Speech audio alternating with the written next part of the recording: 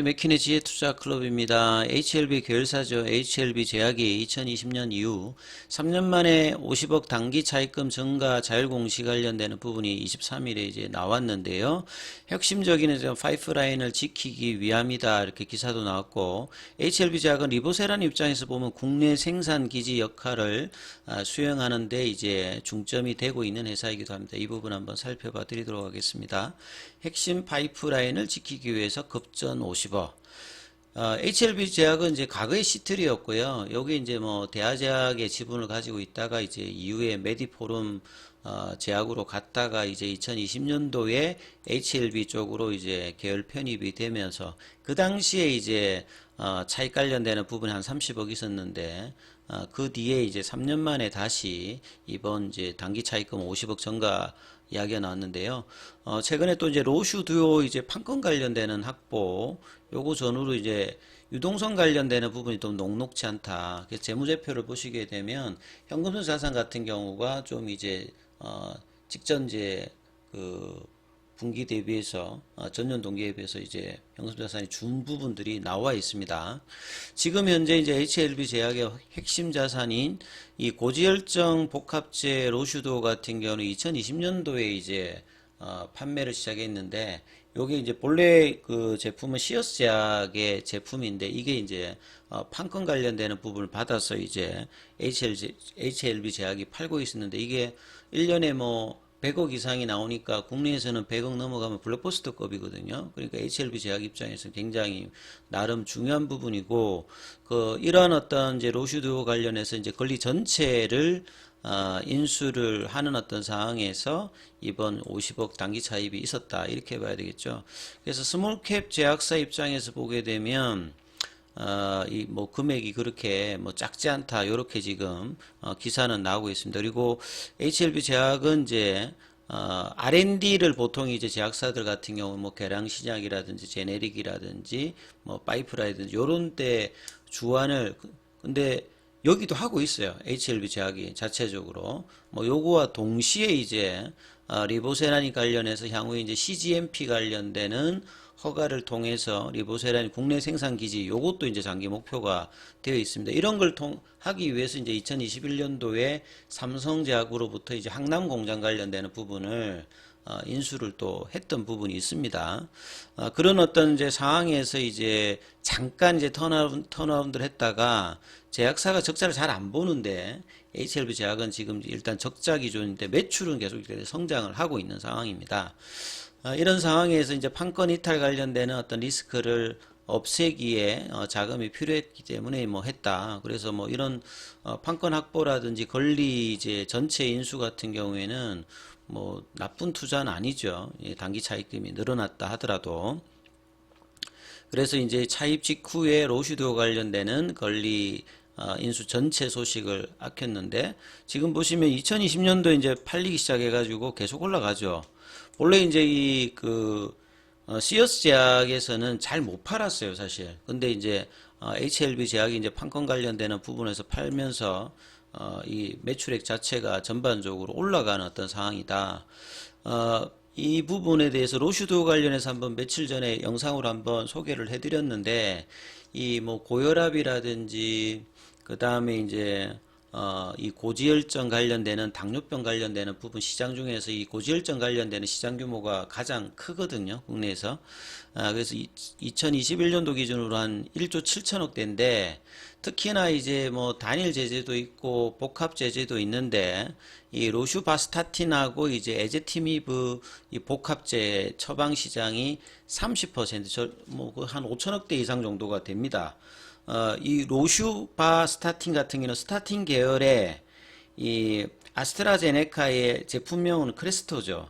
요게 2003년도에 이제 출시가 되어서 2013년도에 이제 이 특허 관련되는 부분이 이제 완료가 되면서 이제 제네릭이 나오면서 단일 제형. 근데 국내에서는 유독 이제 복합 제형이 그 보험가 관련되는 부분에서 급여 관련되는 효과가 있기 때문에 많이 되어서 한미약품의 시작으로 해서 이제 로슈바스타틴 에즈티무 복합제가 이제 몇십 개가 지금 나와 있습니다. 근데 이제 여기 이제 그 로슈도 같은 경우에도 이것도 이제 100억대가 넘어가는 거죠. 그리고 이제 에제티메브 같은 경우에는 요게 이제 머크 제품이에요. 요것도 이제 2016년도에 이제 특허가 만료되면서 제넥이 나올 수 있는 상황에서 이제 단일제 그다음에 복합제 요런 부분이 여전히 이제 특허가 끝나도 그 하이자의 리피터 같은 경우에는 아트로바 스타틴 같은 경우에도 여기도 계속 이제 매출액이 상당히 나오고 있습니다. 그래서 이 고지혈증 시장 자체가 상당히 뭐 큰 시장이다 이렇게 봐야 되겠죠. 그래서 올해도 보면 11월 달 누적으로 이미 100억이 넘었잖아요. 그러니까 굉장히 좀 알짜기 때문에 이거하고 더불어서 이제 네이버 같은 데 보면 이제 지진이 씨가 선전한 칸첼 이렇게 많이 나오잖아요. 이거와 더불어서 이제 외형을 지지하는 대표적인 의약품입니다. 그래서 작년도에 이제 1000억대 정도를 넘겼던 이제 스몰캡 입장에서 로슈도 관련되는 차지하는 비중 자체가 두 자리 숫자니까 상당히 중요하죠. 그래서 이제 전체 권리 같은 경우는 이제 인수할 때 이 부분들이 좀 쓰였다. 그래서 뭐 생산성 있는 어떤 이제 차입이다 이렇게 봐야 되겠죠. 현금성 관련되는 자산 관련되는 부분들이 100억을 밑돌고 있죠. 요걸 이제 뭐 재무제표를 이렇게 보시게 되면 3분기 나왔던 것들을 한번 살펴보면 전년제 동기에서는 유동성 자산이 이제 600억 정도에서 500억대 초반으로 떨어졌죠. 거기에 이제 실제로 진짜 현금성 자산만 딱 보면 한 97억 정도 되었는데 이게 이제 32억대로 이렇게 확 줄었어요. 그래서 뭐 부채 비율이 가다하고 그러진 않아요. 이게 보시게 되면 부채 비율이 전체 562억대. 그 다음에 이제 그 자본 총계는 지금 이제 뭐 859억대니까 그래서 뭐 부채 비율이 뭐 이렇게 가다한 편은 아닌데 지금 유동자산에서 형성 관련되는 부분 그 다음에 이제 보시게 되면 이익잉여금이 계속 결손이잖아요. 그래서 이제 그 비즈니스를 해가지고 이 돈이 이제 있는 상태가 아니니까 현금성 자산이 주니까 이번에 이제 추가적으로 뭐 차입을 했다 이렇게 이해를 하시면 될 것 같고요. 그래서 2020년도에 이제 HLB 제약 자회사로 편입이 되었고 편입되는 뭐 그 전에 이제 뭐 경영권 관련되는 부분이 논란이 그러니까 뭐 회사가 여러 번 바뀌게 되면 이런 부분이 있을 거 아니에요. 그 뒤에 이제 HLB 쪽으로 들어오면서 조금 이제 안정감을 갖추면서 2019년도에 이제 뭐 이 변호사 출신의 박재영 이제 대표이사 체계가 뭐 시작이 되었다 이렇게 봐야 되겠죠. 그래서 이제 HLB 쪽으로 들어오고 난 다음에도 지금 이제 박재영 대표이사가 계속 하고 있다 이렇게 봐야 되겠죠. 그래서 추가적으로 이제 뭐 개발하는 것 중에서 플랫폼 쪽에 이제 뭐 장기 지속형 주사라든지 본래부터 이제 이 회사 좀 잘했던 게 뇌질환 관련되는 부분이거든요. 그래서 뭐 척추 손해변성증이라든지 뭐 치매 관련되는 부분이라든지 뭐 당뇨 관련되는 부분 이런 것들도 지금 이제 개발을 하고 있는 상황이다. 그래서 파이프라인 성과 도출이 이제 늦어지면서 생긴 공백을 매출을 메꿔야 되잖아요. 그래서 이제 이 판권을 인수해서 잘 팔고 있는 로슈드와 관련되는 부분, 이 도입 자산으로 지금 메워왔다. 그래서 이런 부분들이 이제 재계약 불발이라든지 로얄티 관련되는 부분으로 이탈할 것들을 왜냐하면 이 시장 자체가 고질적 시장 자체가 계속 이제 성장을 하고 있으니까 아예 그냥 차입을 단행해가지고 불확실성을 해소했던 부분이니까 뭐 나쁘지 않다라고 생각합니다. 그리고 삼성제약의 이제 그 항남 공장 이 부분들을 이제 2021년도에 이제 420억 정도의 HLB 제약 쪽에서 이제 매입을 했죠. 요게 이제 향후에 뭐 CGMP 관련되는 인증을 통해 가지고 리보세라닌 관련되는 국내 이제 생산 관련되는 부분을 담당할 어떤 이제 기대감이 있죠. 근데 항남의 지도를 보면요. 많습니다. 보면 여기 항남 공장의 주변에 보면 한국 얀센도 있고요.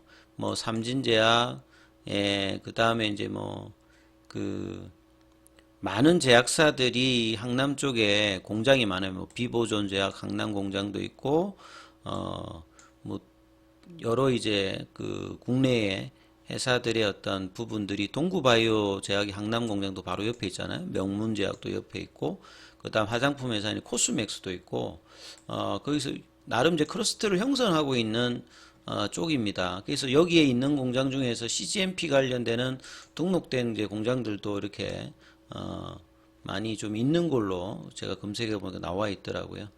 예, 아무튼 그리고 이제 이 복합제 관련되는 부분은 2020년도 이제 초반부터 이제 한미약품이 이제 로슈 제시인가요? 요걸 이제 시작해가지고 수십 개가 지금 이제 국내에서 겨루고 있습니다. 예, 보시게 되면 이런 어떤 상황에서 이제 시어스 제약 같은 경우가 좀 이렇게 성과를 못 냈던 부분들을 오히려 판권을 이제 받아서 HLB 제약이 이 캐파를 키웠기 때문에 아예 그냥 인수하자. 뭐 요런 어떤 흐름으로 요 2020년도에 이제 출시를 했는데 나름 이제 중추적인 어떤 이제 제품이 되었던 거라고 보시면 되겠습니다. 본래 이제 과거에 제가 이 반기 보고서나 분기 보고서를 쭉 보니까요.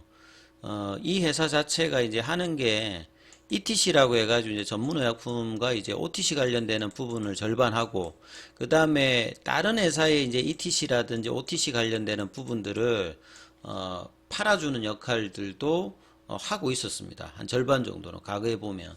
그래서 이제 이 제품 관련되는 부분들이 대부분 이제 성인병 관련되는 뭐 고혈압이라든지 요런 쪽이죠. 뭐 이렇게 만성질환 관련되는 부분이 있고, 그 다음에 이제 뭐 연구개발하는 부분들이 뭐 신약 관련되는 부분과 계량 신약과 제네릭 관련되는 부분이 계속 이제 꾸준하게 있긴 있었는데, 최근에 이제 조금 이제 여기 보면 이제 제네릭에 보면 에제티미브 관련되는 고지혈증, 이제 요걸 이제 복합제 형태로 하는 거 말고 이제 여기도 2016년도에 이제 그 특허 끝났기 때문에 2018년도 이렇게 보면 개발 관련되는 부분, 제네릭 관련되는 부분을 하고 있었잖아요.